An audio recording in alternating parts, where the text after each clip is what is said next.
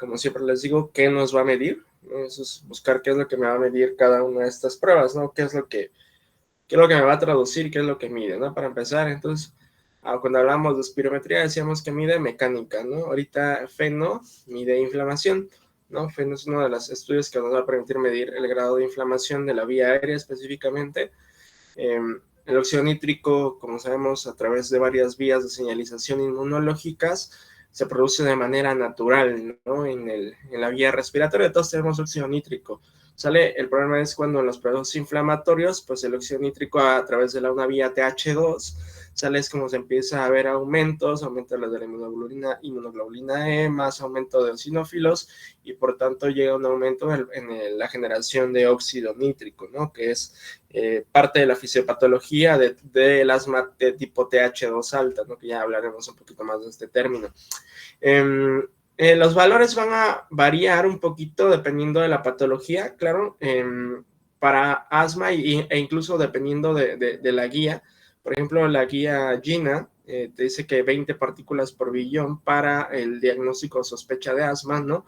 Es tanto para diagnóstico como para seguimiento, ¿no? Eso es muy importante porque decíamos en algún momento que es de las pocas pruebas que me va a permitir a mí decirle con toda seguridad a mi paciente que en qué momento le puedo retirar la medicación inhalada, si hay riesgo de que se exacerbe o no, el riesgo de que se me complique en corto tiempo, sale, y darle seguimiento para evaluar respuesta terapéutica, ¿no? Es un excelente estudio. No, pues no en todos lados hay, pero la realidad es que es muy accesible. De hecho, los equipos en los que hacemos el FENO es como el tamaño de un celular, el equipo, el problema es que es cuadradito, como si fuera una bocina. Le vas a pedir al paciente que sople, es una exhalación alrededor de 6 segundos, por lo menos para adultos, y 4 segundos para niños. Entonces, de hecho, está padre porque tiene un apoyo visual, ¿no? Y tienen apoyos visuales, a diferencia de la mayoría de los estudios que son muy, muy cuadrados, ¿no? Porque hay varios, ¿no? No varios, hay tres tipos de fenos. Uno, por ejemplo, en el que yo más utilizo es uno en el que la pantallita del dispositivo, como el que están viendo la imagen, le aparece, bueno, al menos ese que es el NIOS, aparece una niña que flota con un globo y atraviesa un barranco, ¿no? Entonces yo les explico, usted con su soplido va a hacer que la niña vuele y llegue del otro lado del barranco para que pueda completar la prueba, ¿no? Y entonces atraviesa la niña, ¿no? Con su soplido. Si deja de soplar, se cae. Si sopla muy fuerte, se va para el cielo. Entonces controle su respiración, ¿no? Es como aparece el tío. Yo ocupo otro que es como de un carrito, que con el soplido mantiene el carrito sobre la carretera, ¿no? O sea, se les cuento porque está curioso los dispositivos y cómo se hace, y es muy sencillo, y se ocupa por eso también incluso en niños, ¿no? El del carrito es como también para niños, y hay uno de un pececito, ¿no? El del carrito, les digo, con tu soplido vas a mantener el carro sobre la línea blanca de la carretera, ¿no? Si soplas fuerte, se sale de la carretera, hacia el otro lado, y si dejas de soplar, no avanza, ¿no? Y es así, ¿no? Con sus soplitos se van como imaginando, ¿no? Pero es un excelente estudio, la verdad es que no es tan caro. Yo digo, al menos si compramos un equipo, bueno, comprar equipo es un poquito caro, como 100,000 pesos, pero cada estudio lo hacemos, lo damos alrededor de 1,200, 1,500 pesos, ¿no? Y nos da muchísima información, ¿no? Es un estudio bastante accesible aquí en la ciudad, pero en otros lados, pues no, ¿sale? Bueno, pásate a la siguiente. Hablaste de caminata, bueno, la utilidad no solamente es en asma, en EPOC también actualmente se ha visto que los pacientes con EPOC también tienen una línea de señalización por la vía TH2 inmunológica, y es por eso que se está utilizando ya en EPOC, ¿no? Tendrá 5 años alrededor que hemos empezado a utilizar el FENO, ¿no? En EPOC, y actualmente lo estamos buscando utilizar en enfermedades intersticiales, ¿no? En fibrosis pulmonar específicamente. Y en fibrosis quística también se ocupa, aunque no ha tenido mucho auge, ¿no? Su utilidad, pero ya lo hablaremos un poquito más cuando veamos la patología para saber, pero ya sabemos cómo está el estudio, ¿no? Pásate. La que sigue es caminata de 6 minutos. Sí, hay los valores normales. Exacto, hay varias ecuaciones que se pueden utilizar para determinar el valor normal o esperado, sale para una persona sana, ¿no? La realidad es que a una persona sana difícilmente le vas a hacer una caminata de 6 minutos, y la mayoría de personas que necesitan una caminata de 6 minutos no te recorren 600 metros, ¿no? Entonces, por eso, como los valores normales oscilan 600, 700 metros, dependiendo de la ecuación que ocupemos, patológico ya oscila los 300, se dan cuenta, es aquella persona que camina menos del 50% de que una persona normal, ¿no? Es por eso que 350 para EPOC, por ejemplo, que es a partir de donde comienza a aumentar la mortalidad, ¿no? Existe algo que se llama índice de Bode, en el que nosotros metemos este valor numérico, ¿sale? Calculamos un cociente con otros factores que también se determinan en EPOC, ya lo extenderemos en EPOC, y le das un puntaje, ¿no? Cuando es más de 350 metros, le das 0 puntos, porque quiere decir que todavía aguanta. Menos de 300 le das 1 punto, y menos de 200 metros le das 2 puntos, y entre el puntaje total son 10 puntos, junto con otras variables, y entre más puntos tenga, por la mortalidad aumenta hasta más del 80%, ¿no? En 3 años al menos para EPOC con esas medidas. Eso quiere decir que un 80% de que se muera mi paciente en 3 años, ¿no? Un 80%, imagínense, ¿no? Con estas cifras tan interesantes. También sirve para evaluar respuesta a tratamiento, es bien importante. Pasa a la siguiente, habías puesto algo de las intersticiales, ahí estoy un poquito en desacuerdo. Ponías ahí en la parte de las intersticiales, sí se ocupa para evaluar hipoxemia. Yo les había comentado en algún momento cuando habíamos mecanismos de hipoxemia. No es lo mismo hipoxemia en reposo, o sea, que mi paciente me sature normal estando sentado en la consulta, a que yo lo ponga a caminar y empiece a desaturar, ¿no? Que es un mecanismo bien diferente. Entonces, por eso la caminata de 6 minutos es un ejercicio o una prueba de ejercicio submáximo, porque implica más esfuerzo para mi paciente, ¿no? Sí medimos los metros, y fíjate que en enfermedades intersticiales, siempre cuando empezamos el diagnóstico y el protocolo es entra en el protocolo de diagnóstico, seguimiento y evaluación y respuesta a tratamiento. ¿Y cómo lo evalúo? La puedo repetir a los 3 o 6 meses, y una disminución de 30 metros es significativa y me dice que está fracasando, ya sea mi tratamiento, mi paciente está poniendo peor, o lo que sea que haya hecho no está sirviendo, ¿no? Mi paciente de plano ya no va a jalar, ¿no? 30 metros en este tiempo. Entonces, es la medida que se utiliza. Y sí, parte de esa evaluación es ver la saturación, como lo mencionaba hace rato, pero por eso se hacen 2 pruebas, ¿no? Mencionaste que se hacían 2 pruebas, Manuel. Entonces, la primera prueba es, lo pongo a caminar, y en cuanto mi paciente cumple criterios de saturación, que es que baje más allá del 5% la saturación basal que él tenía o ella tenía, la suspendo, ¡pum! Siéntese, señora. Si haya recorrido 30 segundos y ya saturó, siéntese. Y le anoto, ¿no? Se da por terminada la primera prueba, inicio segunda prueba con titulación de oxígeno, ¿no? Entonces agarro a mi paciente, la paro otra vez, la pongo a reposar 20, 30 minutos, e inicio la segunda, pero con oxígeno, ¿sale? Con oxígeno, para eso se hace esa segunda prueba. Entonces empiezo con 0 litros, y en cuanto yo veo que empieza a bajar el oxígeno, la persona que esté encargada de regular el oxígeno, ya sea que lleve el tanque o que esté conectado a una red extensa de oxígeno, es 1 litro, ¿no? Y pum, y sigue bajando, súbele más, súbele 3, y con cada vuelta que vaya haciendo y cada minuto que vaya pasando, yo lo voy titulando al grado de que yo le pueda decir con toda la certeza a mi paciente, ¿sabe qué, señora Juanita? Usted necesita 7 litros de oxígeno para poder caminar y hacer actividad física con toda la seguridad del mundo, de que no se me va a infartar, o no le va a pasar algo, o va a desaturar y se me va a desmayar por ahí, ¿no? Entonces, es otra de las utilidades. En hipertensión pulmonar es una de las medidas más objetivas de supervivencia. Efectivamente, decías, más de 390 hay mayor supervivencia, y también es parte de respuesta a tratamiento, ¿no?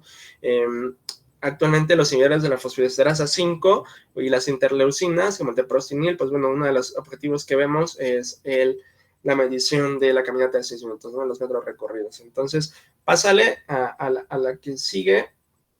La DLCO, sí, es un estudio que difícilmente se lo vas a pedir de primera vez a alguien. Sin embargo, cuando lo pedimos de primera vez, que nos queda allí la duda en pacientes que ya sabemos que en algún punto van a tener enfermedad intersticial, llámese fibrosis o lo que vayan a tener, se las podemos pedir de manera temprana, por ejemplo, como quienes, los pacientes que tienen enfermedades reumatológicas. Vamos a ver cuando hablamos intersticiales que dependiendo de la enfermedad que tenga, prácticamente todas las enfermedades reumatológicas hacen enfermedad intersticial, ¿no? En diferentes porcentajes y grados de severidad, pero las pacientes ahí ya veremos, ¿no? Si tengo un paciente, un familiar con artritis, lupus, Sjögren, esclerosis y nunca le han hecho una tomografía del tórax, seguramente ya tiene afectación intersticial, y una forma de verlo de manera temprana antes de ver los cambios anatómicos en la tomografía es la DLCO, ¿sale? ¿Por qué? Porque como bien lo dijiste, va a evaluar qué, membrana capilar, vasos, difusión, ¿no? Que es lo que vamos a evaluar y por tanto nos puede dar valores ya alterados antes de ver los cambios en una tomografía simple, ¿no? Y en la alta resolución ya lo veríamos, ¿no? Y si la maniobra es esa que pones, la maniobra es un poquito más compleja.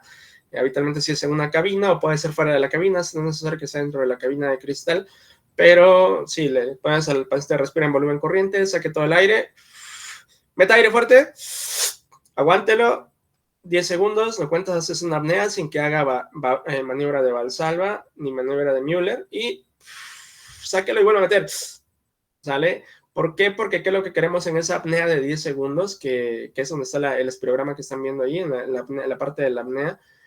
Ver que darle tiempo al monóxido de carbono que se intercambie. ¿Por qué monóxido de carbono? Porque cuando se inventó esta prueba buscaban un trazador o una sustancia que no estuviera primero presente en sangre venosa, que tuviera una alta capacidad de difusión, sale y que fuera medible, sale en gas emitido por la respiración. Entonces, por eso se eligió el monóxido de carbono, ¿no? Porque no está en el cuerpo de manera pues tan natural y puede ir cambiando, variar. Ahí sí le pedimos casi siempre al paciente que lleve una BH, porque va a depender de la hemoglobina. Entra ahí en parte de la justificación que decía Manuel de las hemorragias. Cuando hay hemorragia, ¿por qué? Pues bueno, porque uno, la hemoglobina ya bajó, ya no va a haber dónde se una el monóxido, o va a estar difícil la unión y todo esto va a estar alterado. Dos, la alteración, el hecho de que tenga hemorragia, la hemorragia se va a quedar dentro del globito que es el alveolo y por tanto no va a poder pasar a través de la sangre, no va a poder atravesar la sangre y por eso se va a modificar, que es otra de las explicaciones. Y tres, porque si hay hemorragia, el vaso está mal y lo que quiero es difusión y la difusión está entre el alveolo y el vaso, ¿no? Entonces, si el alveolo está fregado, pues ya valió, ¿no? Entonces, por eso nos va a alterar estas mediciones, ¿no? Entonces, es un excelente estudio. Pusiste ahí los valores, pásate a tu siguiente diapo. Sí, los valores vigentes actualmente los certificamos de esta forma, ¿sí? Leve, moderado y severo, 40 para abajo y 40, 60 y 61 para arriba, ¿no?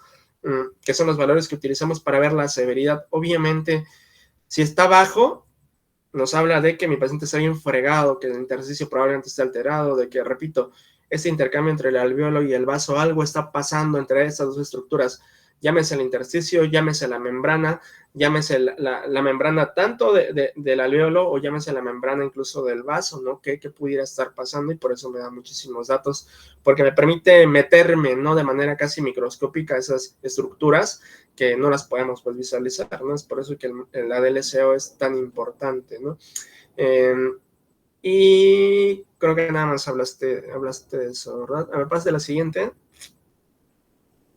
Ajá, por la parte diagnóstica. Ajá, y de repente lo que hacemos, al menos aquí cuando el paciente no lleva la BH, porque es muy importante, lo ajustamos a la altitud. Eso es bien importante, ¿no? Que se ajuste a la altitud a la que estemos viviendo, a la que se está haciendo el estudio, para ver qué está pasando, ¿no? Y si te das cuenta, ahí te da como muchas alternativas de qué pudiera estarlo como causando.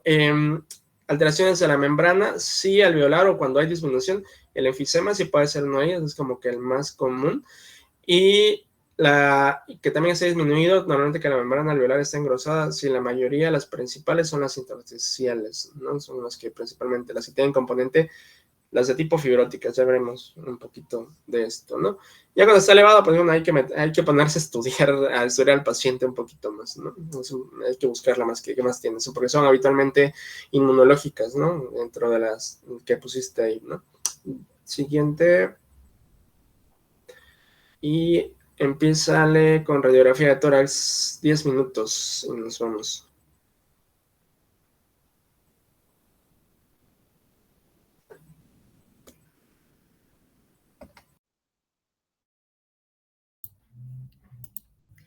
Y bueno, para empezar con los exámenes de gabinete, pues tenemos a la radiografía de tórax. Esta va a ser una herramienta fundamental en cuanto al diagnóstico de patologías pulmonares, cardíacas y de otras estructuras que se encuentren en la región del tórax. Y pues las ventajas que ofrece este método de diagnóstico pues son muchas. Vamos a destacar su rapidez, el hecho de que no son invasivos, son de fácil acceso y pues aquí vamos a tomar en cuenta factores de localización, ya que en muchos lugares, hospitales, centros radiológicos no vamos a encontrar métodos tan novedosos como una tomografía o una resonancia, además de que es mucho más barato comparado con estos exámenes. Y pues para empezar tenemos que recordar algunas características de la imagen radiológica. Pues tenemos a la densidad radiográfica. Esta pues determina la cantidad de rayos que impresionan contra la placa radiográfica. Y pues ya sabemos que nos permite identificar 5 niveles. En un extremo pues tenemos al calcio que se aprecia más radiopaco y por el otro al aire que se observa radiolúcido. Y pues otra característica es el grosor del medio atravesado. Esto nos va a decir por qué ciertos materiales van a darnos cierta densidad, es decir, cierto color en la placa radiográfica. Y pues esto va a estar dado por su espesor. Y en este caso, pues tenemos a esta primera imagen en donde observamos pues una lámina la cual es atravesada de forma pues perpendicular por nuestro haz de rayos, por lo que pues si vemos es un espesor bastante delgado. Por lo tanto, en la radiografía pues se va a observar de un color gris muy clarito o puede que ni siquiera se llegue a observar. En cambio, si pues damos de forma pues oblicua a los rayos, vamos a tener un espesor mucho mayor. Por lo tanto, en la radiografía se va a apreciar de forma más clara. Y un ejemplo de esto, pues, es la pleura. En una radiografía PA, pues no podemos observarla debido a que solamente vemos su espesor delgado. Y en cambio, en una lateral podemos apreciarla de mejor forma como una línea blanca delgada. Otra característica importante va a ser el contraste de interfaces. Este nos va a dictar que es necesario comparar prácticamente las diferentes densidades de los objetos para apreciar esta interfase. Y pues tenemos esta primera imagen, la segunda imagen, la primera de esta característica, en donde pues nos damos cuenta que los bronquios están llenos de aire y el parénquima pulmonar pues también está lleno de aire. Por lo tanto, en la radiografía, además de que se va a observar pues no muy marcado, pues no vamos a poder distinguir entre estas dos estructuras, entre bronquios y parénquima, debido a que pues tienen la misma densidad. En cambio, si tenemos un pulmón condensado con exudado o con líquido, va a ser contraste entre el aire que está dentro de los bronquios y pues la condensación que tiene el parénquima. Pues ahora sí, permitiéndonos distinguir qué espacio está ocupado por aire y qué espacio imagen, pues pasa algo bastante similar y pues nos explica por qué sí somos capaces de ver los vasos pulmonares. En el pulmón normal, pues los vasos pulmonares van a estar llenos de sangre, de líquido, y pues hacen contraste con el parénquima que está lleno de aire. Entonces, va a ser normal que cuando veamos un pulmón condensado, al compararlo con los vasos sanguíneos, pues prácticamente no podamos distinguir entre estos dos. Y en el caso de esta imagen, pues de hecho corresponde a un signo radiológico y pues esta nos va a decir que cuando dos estructuras de diferente densidad se encuentran demasiado cerca o se adosan, como se muestra en esta imagen, en donde pues distinguimos perfectamente la silueta cardíaca, pero al aumentarle quizás un lóbulo condensado, vamos a, o bueno, va a dar la impresión de que el corazón se encuentra agrandado, dándonos pues posibles diagnósticos pues erróneos. Entonces, por eso va a ser importante saber distinguir las estructuras entre sí y que tienen diferentes densidades. Y pues aquí tenemos una imagen de broncograma aéreo, el cual pues nos explica el contraste de interfaces. Pulmón o parénquima condensado nos va a permitir observar el aire dentro de los bronquios. Y este es el signo radiológico del signo de la silueta. Y pues en el caso del dibujito que estaba en la diapositiva anterior, pues daba la impresión como de una falsa cardiomegalia. En cambio aquí podemos distinguir más definida la silueta cardíaca, en cambio tenemos un objeto o algo que se le adosa, pero pues se nota de una densidad diferente. Esto también los podemos distinguir según el lugar en donde este objeto se encuentre. Si se encuentra anterior a la silueta cardíaca o posterior a la silueta cardíaca. Algunas características que tiene que tener pues la placa radiográfica es que debe de incluir la totalidad del tórax, desde los vértices pulmonares hasta el fondo de los recesos costodiafragmáticos. La radiografía frontal debe estar bien centrada y la placa va a corresponder a inspiración profunda sostenida, aunque hay excepciones dependiendo del tipo de proyección que estemos pidiendo. Algunos criterios de calidad, pues de primera mano es la identificación del paciente, nombre, edad, la proyección que pues solicitemos, también el posible diagnóstico. Esto nos va a ayudar como a darnos una posible imagen radiológica, es decir, irnos creando más o menos lo que esperaríamos observar. Va a ser importante que la radiografía se encuentre en inspiración. ¿Y cómo nos vamos a dar cuenta que realmente se encuentra en un punto de máxima inspiración? Pues va a ser a través de los arcos costales. Y estos los vamos a contar. Pues se supone que tenemos que observar 10 arcos costales posteriores. ¿Cómo vamos a distinguir cuáles son los posteriores? Pues son los que se encuentran más horizontalizados o los que se ven como de forma descendente del esternón hacia el exterior. Y pues vamos a contarlos en el caso de esta imagen. Tenemos 1, 2, 3, 4, 5, 6, 7, 8, 9 y 10. Y también tenemos que contar de 5 a 6 arcos anteriores y son los que se observan pues un poquito más difusos y van a verse como tipo ascendente del esternón hacia afuera.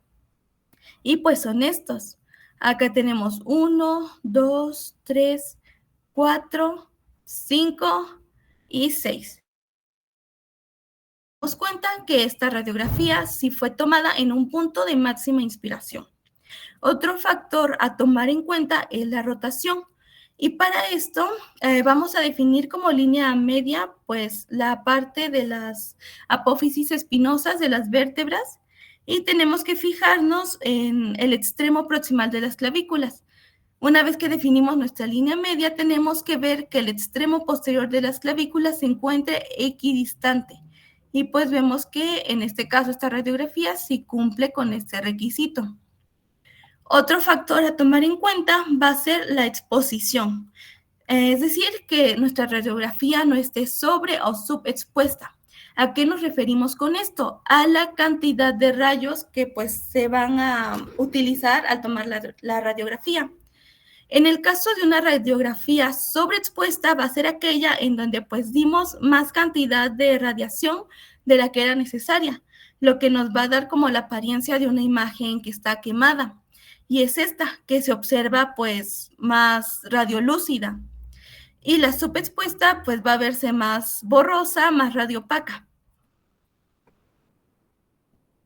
Y bueno, en tanto al abordaje para el análisis de las radiografías, pues tenemos que seguir el ABCDE de las radiografías. Y pues como primer punto es la letra A, que pues significa o viene de airway. Tenemos que evaluar la vía aérea, tanto la tráquea como su bifurcación, y pues en algunas radiografías se puede observar muy bien dónde está la bifurcación, la carina, y esta no debe medir más de 100 grados. La B nos hace referencia a braiding.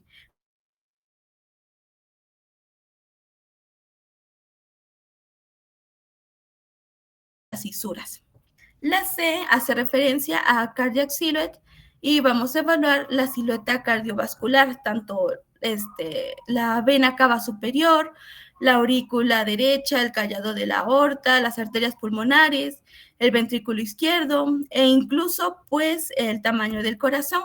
Y pues para esto podemos medir el índice cardiotorácico, el cual pues va a ser a través de una ecuación bastante simple.